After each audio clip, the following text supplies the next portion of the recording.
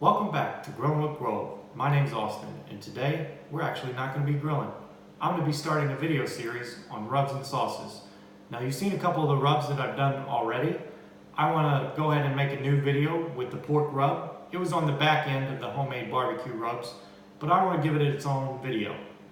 Also, we're going to be doing a red barbecue sauce video, a chicken rub video, a white barbecue sauce video, and a steak rub video.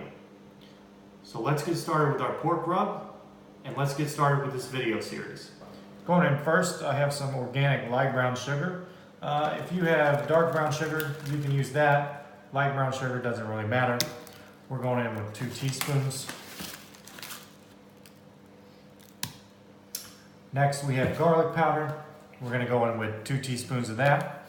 And if you want to use granulated garlic, you can go ahead and do that. I have garlic powder, so that's what I'm going to use.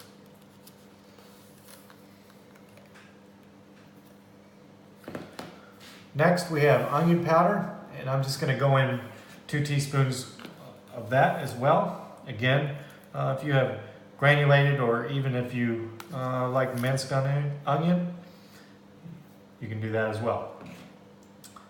And we're going to have 2 of just regular style paprika.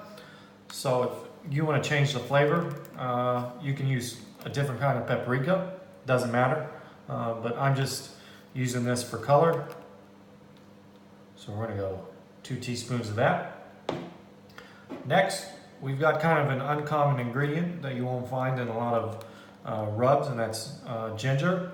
I'm going in with 1 teaspoon of that. I really like how ginger tastes on pork ribs specifically, so that will add a unique taste to your ribs that maybe your guests had not tasted before. Next, we have ground pepper, and we're going in with 1 teaspoon of that. That is the coarse ground black pepper. Feel free to grind your own pepper. Just realize that if you do that, it's going to be stronger.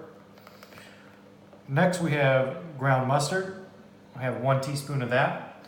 That's a fairly common ingredient in Memphis style pork rubs. Just kind of gives it a savory flavor. And next, we have ground red pepper. Depending on how hot you like it, I'm using half a teaspoon here, and it's still pretty spicy. So if you don't like spicy, leave it out.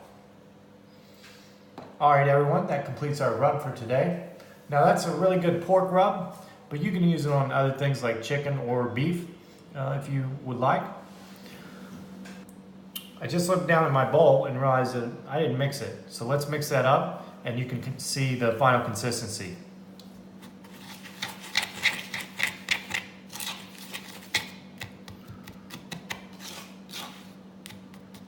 Just kind of breaking up the brown sugar here.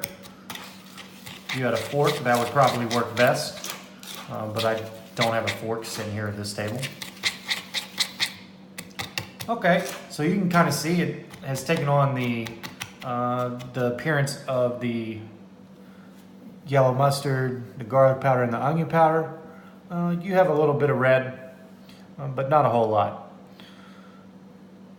All right, everyone, if you liked what I'm doing today, go ahead and give me a thumbs up, share it on your social media, and hit that like button and subscribe, and I won't miss you on another one. Cheers.